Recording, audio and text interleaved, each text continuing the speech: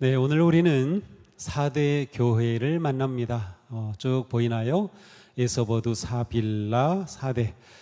이 4대 교회는 지난주에 봤던 두아디라에서 대략 한 50km 떨어진 곳에 있는 도시입니다. 투물루스 산길석을 따라서 히르무스 강의 비옥한 골짜기에 위치한 4대는 기원전 7세기부터 성장했던 고대 리디아 제국의 수도가 바로 이 4대였습니다. 현재는 터키 에게해에서 내륙으로 들어와 있는 것이고요. 여기 여러 도로가 만나는 그런 교통의 요충지입니다. 따라서 상업이 발달했었고요.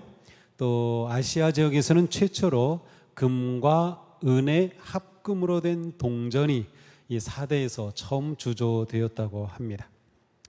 아직도 남아있는 아르테미스, 아데미 신전 터는 이 기둥만 봐도 그 위용이 아주 대단합니다. 그러나 점점 쇠퇴해가면서 이전의 명성을 잃어갔고요. 주후 17년에 일어난 지진으로 말미암아 이 4대 도시가 전부 무너지고 말았습니다. 이로 인해서 그 당시 황제였던 티베리우스가 5년간 세금을 면제해 주어서 이 도시가 다시 일어서긴 했지만 예전의 영광을 찾지는 못했다고 합니다.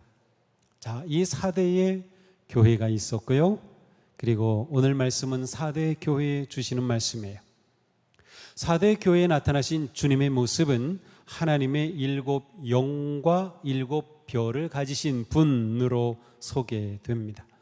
7 영이라는 표현은 완전하신 주님을 의미하면서 동시에 특별히 4대 교회를 향해서는 생명의 영, 또한 부활의 영이신 주님의 의미가 깊이 담겨 있어요. 왜냐하면 이제 우리가 보겠지만 이 4대 교회에는 죽음과 관계된 그러한 책망을 받고 있기 때문이죠. 또한 7 별을 가지신 분이다. 자, 7 별이 우리가 처음 이 시리즈 설교할 때 7 교회의 사자를 의미한다는 그 해석을 봤죠. 따라서 7 별을 가지고 계시다는 것은 교회의 주인이 되신다. 교회의 사자들을 주님께서 통치하고 계신다라는 그런 의미입니다. 그러므로 생명을 주시는 영이신 주님, 교회를 통치하시고 다스리시는 교회의 주인 되신 주님께서 4대 교회에 말씀하시는 겁니다. 자, 4대 교회에 주신 말씀에서 특이한 점은 칭찬의 말씀이 없어요. 오직 책망의 말씀, 그것도 아주 격한, 강한 그러한 책망을 담고 있습니다. 따라서 오늘 우리는 이 말씀을 대하면서 좀 무엇인가 이전과는 좀 다르게 떨리는 마음으로 이 말씀을 읽게 됩니다.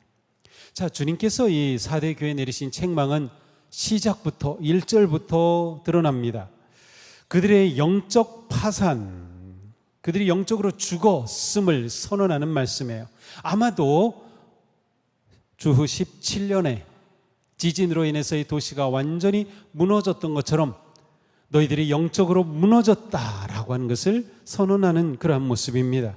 나는 내 행위를 안다. 너는 살아있다는 이름은 있으나 실상은 죽은 것이다. 너희들 지금 죽었다라고 선언하시는 거죠. 살아있다는 이름은 있지만 진짜 너희들의 모습은 죽었다는 거예요.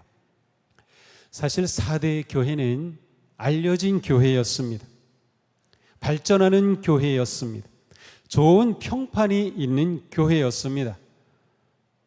이 4대 교회는 발람의 가르침이라든지 우리가 앞에서 봤던 이세벨의 문제 같은 것들은 없었던 것으로 보입니다. 만약 4대 교회를 방문하는 사람들에게 어땠습니까? 라고 물어본다면 이 교회는 정말 살아있는 교회 같습니다.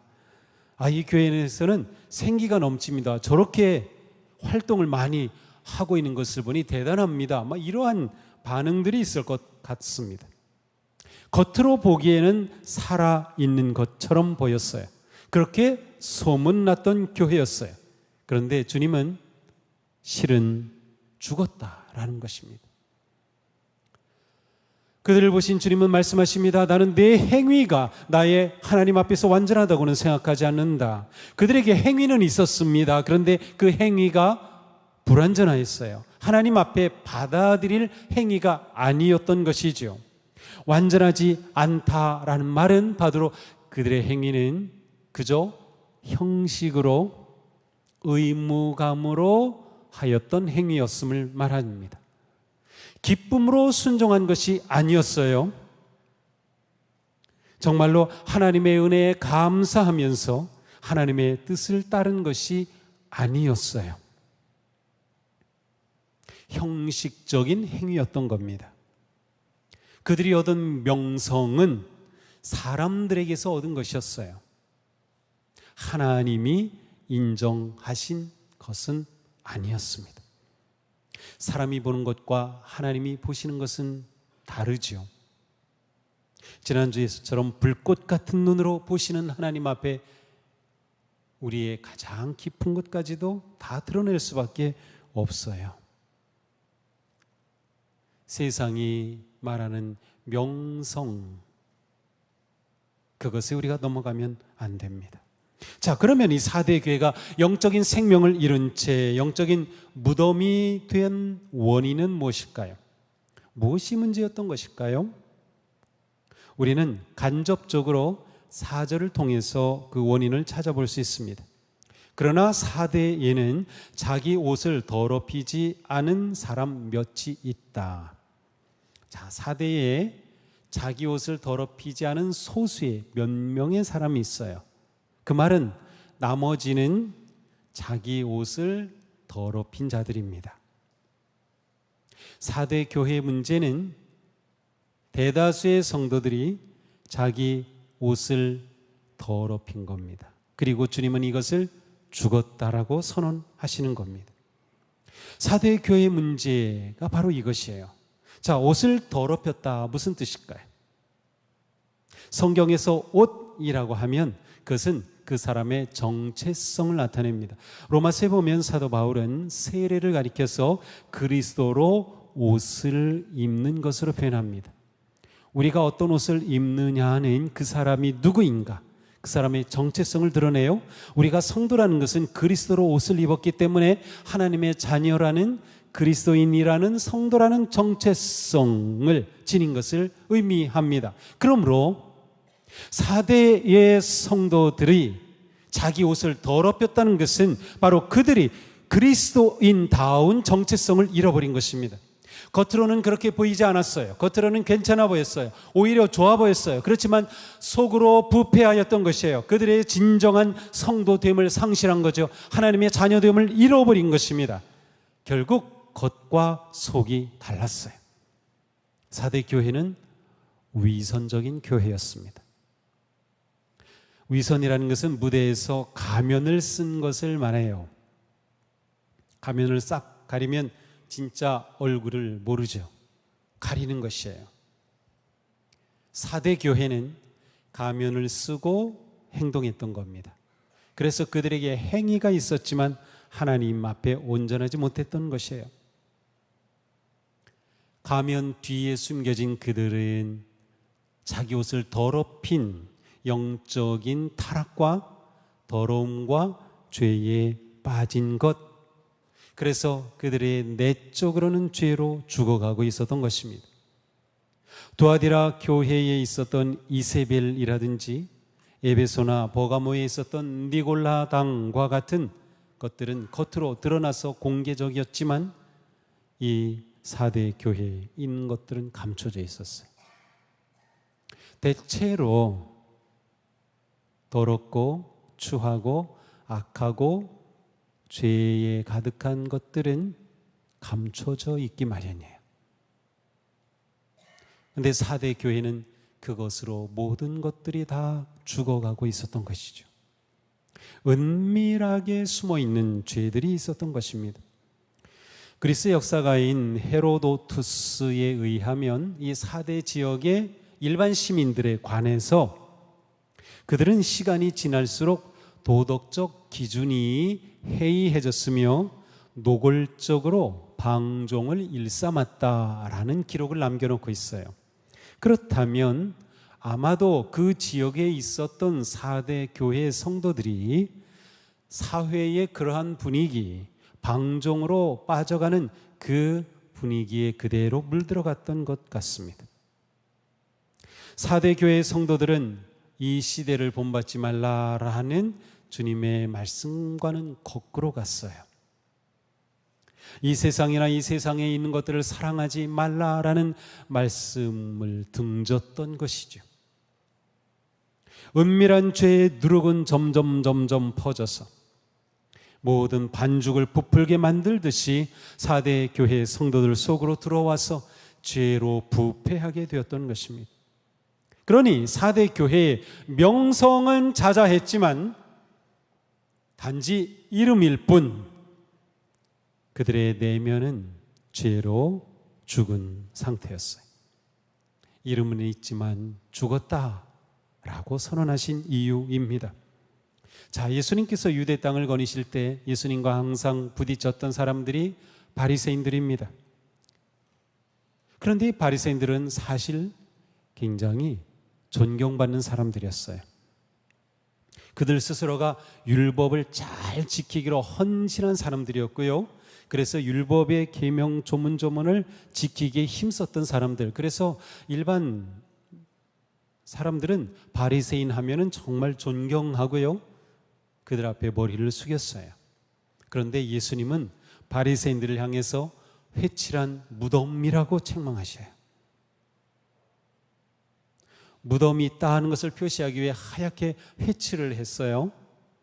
겉은 하얗지만 속은 시체가 썩어가고 있는 것과 같은 거지요. 이 위선의 문제는 사실 여기는 우리 모두와 연결되어 있습니다. 누구에게나 이 문제는 들어와 있어요. 성경에 보니 사도 바울이 사도 베드로를 책망하는 그런 말씀이 나와요. 근데 그 이유가 뭔가 하면 베드로다, 이방인도 다 구속받은 하나님의 자녀들입니다. 겉으로는 그랬어요. 그래서 이방인들과 같이 막 식사를 하고 그랬는데 야고보가 보낸 사람들이 여기로 온다는 말을 듣고서 자기가 이방인들과 같이 있는 것이 들킬까봐 얼른 그 자리를 떠나 피했어요. 이것을 알게 된 바울이 이렇게 말하는 겁니다. 나머지 유대 사람들도 그와 함께 위선을 하였고 베드로와 함께 위선을 하였고 마침내는 바나바까지도 그들의 위선에 끌려갔습니다. 이렇게 위선이라는 것은 모두에게 가까이 있는 문제입니다. 사실 지금 우리 사회는 다른 사람들에게 내가 어떻게 보이는지, 다른 사람들이 나를 어떻게 평가하는지, 다른 사람들의 눈을 의식하는 사회입니다. 이 말은 모든 사람이 위선적으로 산다는 말이에요. 사람을 있는 그대로 존중하고 받아들일 줄 모르는 사회입니다. 그 사람의 외모와 스펙과 어떤 것을 따라서 평가하는 사회입니다. 그러다 보니 남 보기에 좋은 모습으로 자기를 자꾸 드러내려고 해요. 위선적이 될 수밖에 없어요. 사람이 위선적이 되면 내면이 황폐해집니다. 진짜 나를 잃어가니까요. 신앙적으로도 마찬가지예요. 주님께서 우리에게 기대하시는 그 참 모습을 향해 우리가 가야 되는데 자꾸 위선적이 되는 거죠. 위선이 신앙생활에 깊이 스며들면 우리의 모든 것이 위선이 될 가능성이 있어요. 심지어 지금 우리가 예배 드리죠? 예배조차 위선이 될 수 있어요. 겉으로는 예배가 정말 은혜롭고 기도하고 찬양이 있고 모든 것들이 은혜롭게 다 진행되는 것 같지만 우리가 진실한 마음과 감사와 기쁨과 헌신으로 하나님께 나아가지 않는다면 우리의 예배는 위선이 될 수 있어요. 4대 교회가 이 함정에 빠졌던 것입니다. 우리 활동 많이 하잖아. 우리 사역 많이 하잖아. 다른 사람들이 볼 때도 야, 4대 교회 대단하다. 그러나 정작 그들의 안으로는 골마가고 있었던 것이죠. 주님은 7교회에 다 말씀하시면서 그들에 대해 권고의 말씀 아니면 처방전을 내려주셔요.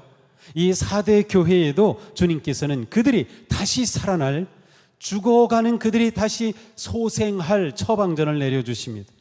어떻게 죽어가던 교회가 살아날 수 있을까요? 주님은 강하게 명령하십니다. 우리 함께 읽겠습니다. 깨어나라. 그리고 아직 남아있지만 막 죽어가는 자들을 굳건하게 하여라. 네가 그 가르침을 어떻게 받고 어떻게 들었는지를 되새겨서 굳게 지키고 회개하여라. 만일 네가 깨어있지 않으면 내가 도둑같이 올 것인데 어느 때에 내가 네게 올지를 너는 알지 못한다. 아멘.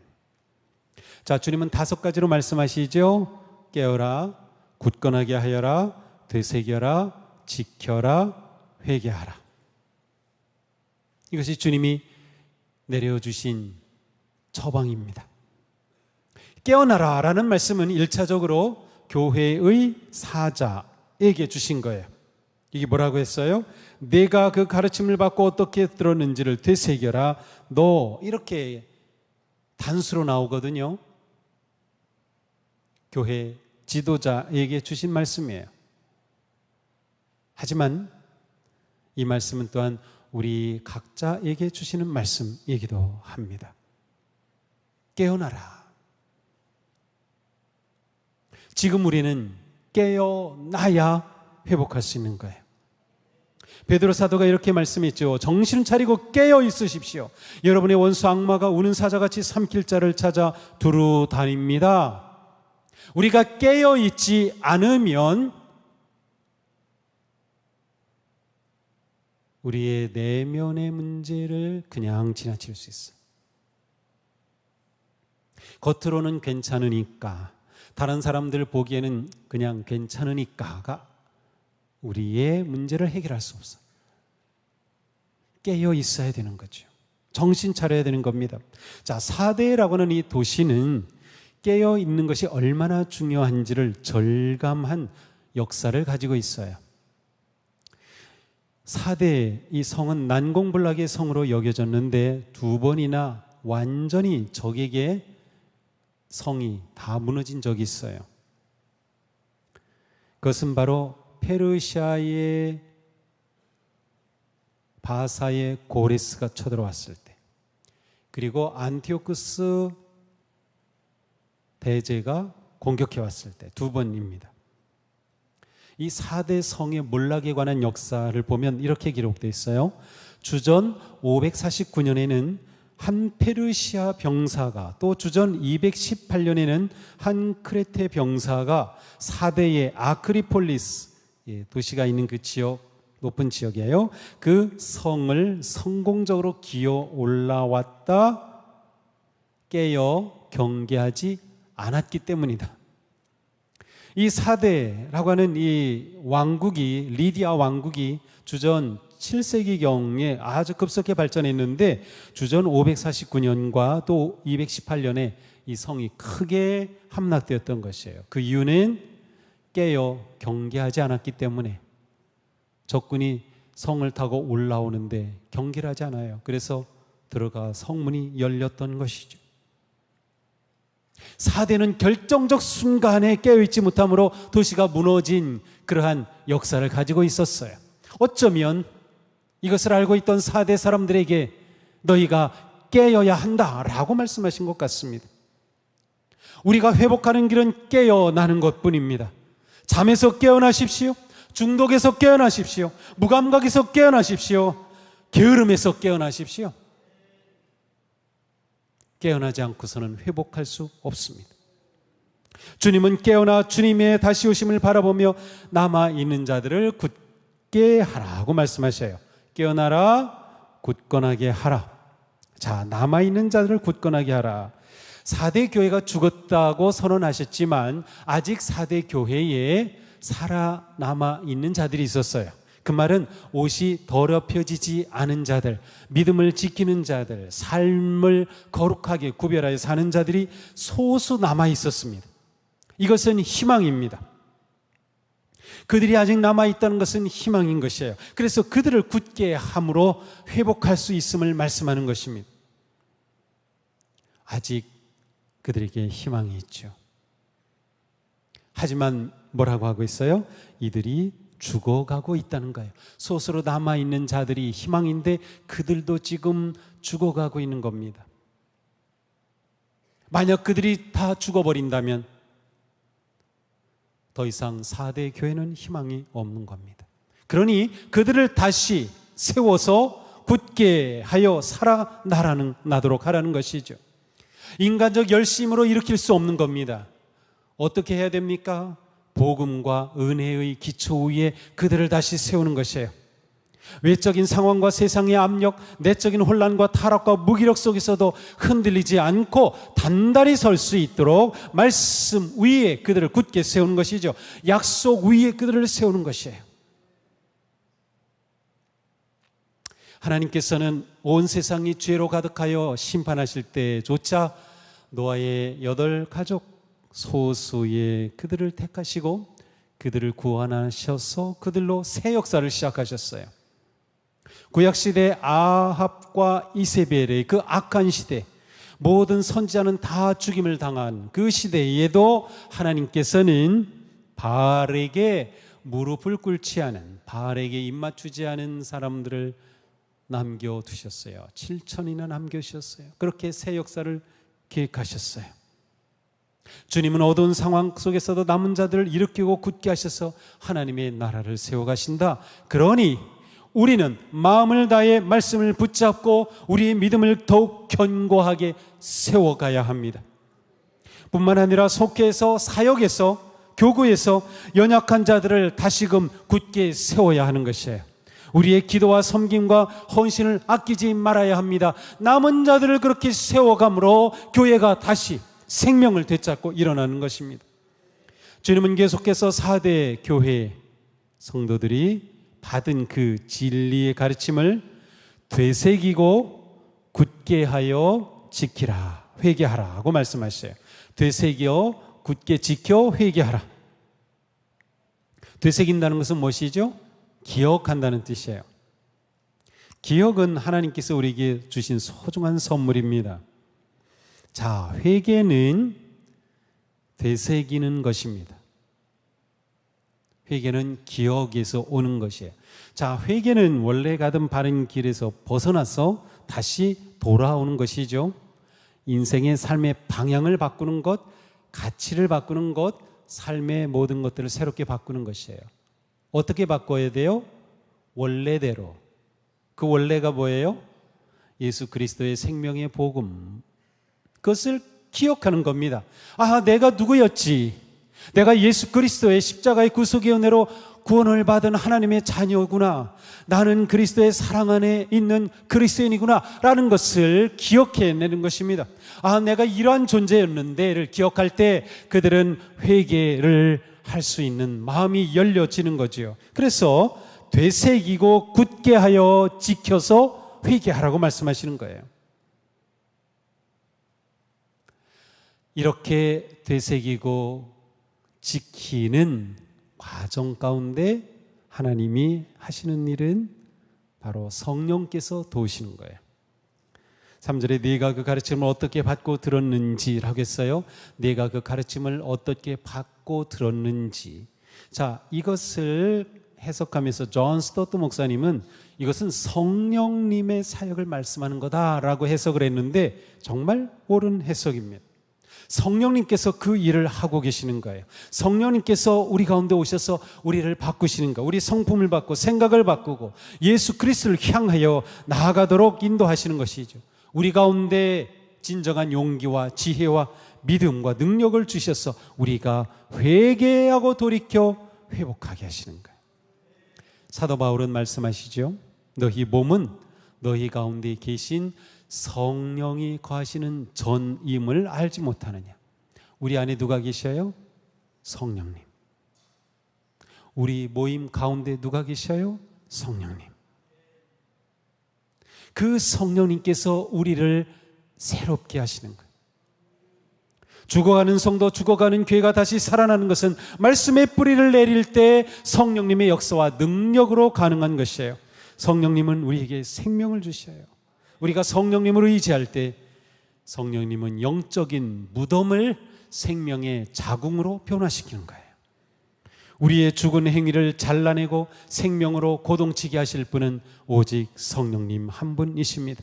교회는 성령으로 새롭게 되고 성령으로 깨어나며 성령으로 강하여지고 성령으로 되살아납니다. 성령님을 통하여 죽음과 파산의 상황 가운데서도 성도와 교회는 다시 일어설 수 있습니다. 죽음에서 생명으로 도약할 수 있는 것이죠. 비록 4대 교회는 영적 파산의 위기에 처해 있었지만 주님은 이들이 다시 일어설 것을 기대하시며 말씀하신 겁니다. 죽음에서 생명이 넘치는 교회로 변화되어 오히려 무너져가는 세상을 향해 진리의 빛을 발하라고 말씀하시는 것이죠. 죽어가는 성도들에게, 생명을 잃어가는 성도들에게 그러한 교회에 너희가 성령의 충만함을 받으라는 말씀은 너무도 절박한 명령입니다.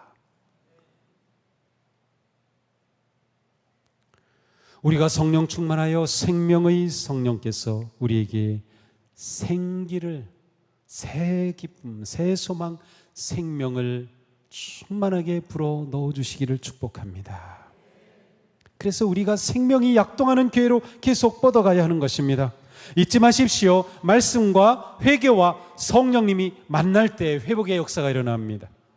말씀, 회개, 성령. 우리가 지난주에 사도 바울의 생애 성경학교 하면서 에베소 교회 보았을 때 이것이 초점이었어요. 말씀과 회개, 성령으로 회복되는 것. 그러므로 주님은 4대 교회가 깨어서 진리를 굳게 잡고 회개하라고 말씀하셨던 것입니다. 이 시간 우리의 중심을 보시는 하나님께서는 우리를 보시면서 뭐라고 말씀하실까요? 주님께서 우리의 가슴에 청진기를 대시면서 야, 네가 심장이 아주 튼튼하구나, 생명이 있구나, 살아있구나 라고 말씀하실까요? 너 지금 죽어가고 있구나 라고 하실까요? 주님께서 내 폐에다가 심장에 말씀하시면서 내 폐가 지금 숨을 잘 못 쉬는데 라고 하실까요?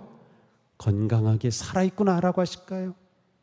자신의 삶을, 자신의 믿음을, 자기 존재를 한번 돌아보세요. 우리 교회는 살았다는 이름만 가져서는 안 됩니다. 우리 교회는 단지 좋은 이미지를 가지고 있다는 것으로 만족해서도 안 됩니다. 이름만 유명한 교회, 위선적 교회입니다. 겉으로 예배 열심이고 입으로는 하나님을 사랑한다고 말했지만 실제로 삶이 부패하고 주님을 떠났던 자들을 향해 하나님은 책망하시죠. 이 백성이 입으로는 나를 가까이 하며 입술로는 나를 존경하나 그 마음은 내게서 멀리 떠났다. 우리는 언제나 사람이 아니라 하나님, 주님께 보이려고 행동해야 합니다. 사람에게 보이려고 하면 위선이 됩니다. 하나님께 보이려고 하면 진실이 됩니다.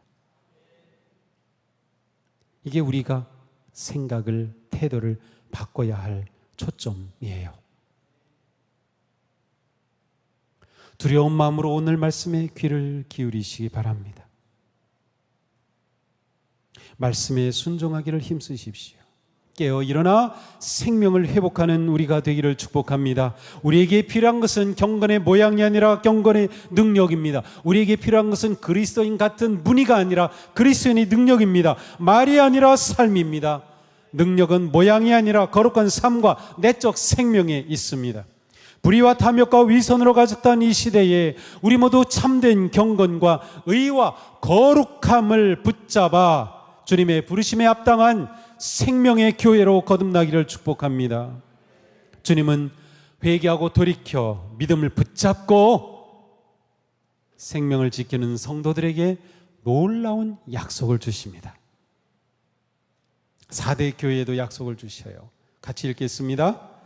이기는 사람은 이와 같이 흰옷을 입을 것인데 나는 그의 이름을 생명책에서 지워버리지 않을 것이며 내 아버지 앞과 아버지의 천사들 앞에서 그의 이름을 시인할 것이다. 아멘. 자, 두 가지 약속하시죠? 흰옷을 입혀주시고 생명책에서 이름을 지켜주시는가. 자, 흰옷을 입는다. 무슨 뜻일까요? 자, 4대 교회 사람들의 성도들의 문제는 무엇이었어요? 자기들의 옷이 더럽혀진 것이 문제였죠.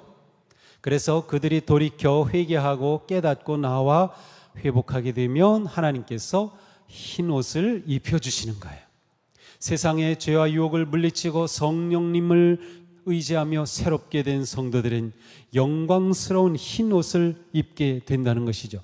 흰 옷 역시 그의 신분을 나타내는 거예요. 네가 흰 옷을 입고 나와 함께 거닐 것이다 하셨어요. 주님과 함께 천국의 영광스러운 자리를 거니는 생명의 잔치 자리에 참여하는 그러한 모습이 그려집니까?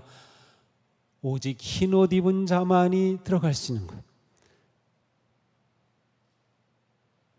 주님께서는 우리에게 흰 옷을 입혀주시겠다.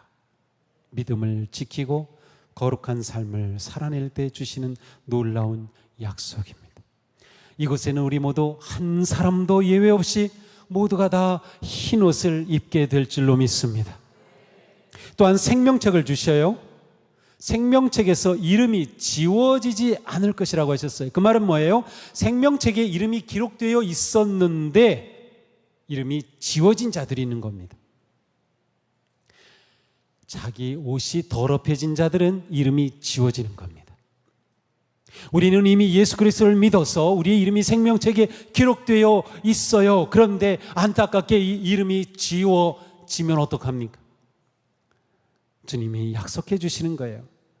너희가 믿음을 지키고 내 말에 순종하며 거룩한 삶을 살면 너희 이름은 생명책에서 지워지지 않을 것이다. 누가복음 10장에 보면 주님께서는 제자들이 엄청난 사역을 하고 돌아와요. 그때 그들에게 말씀하셔요. 너희 이름이 하늘에 기록된 것을 기뻐하라.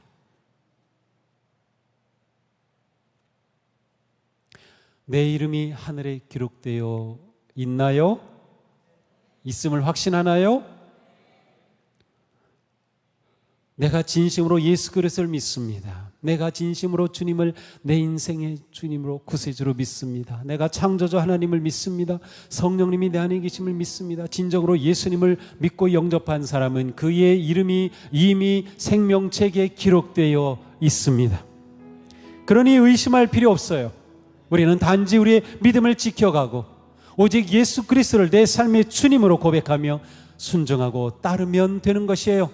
우리의 이름이 생명책이 기록되어 주님께서 우리를 부르시고 우리 이름을 부르시고 승리의 기쁨의 영광을 누리게 되는 우리가 될 수 있기를 축복합니다. 사랑하는 성도 여러분, 깨어서 믿음을 더욱 굳게 합시다. 진리의 말씀을 되새기며 주님의 은혜를 기억합시다. 회개함으로 성령 충만함을 받아 생명을 회복하기를 축복합니다.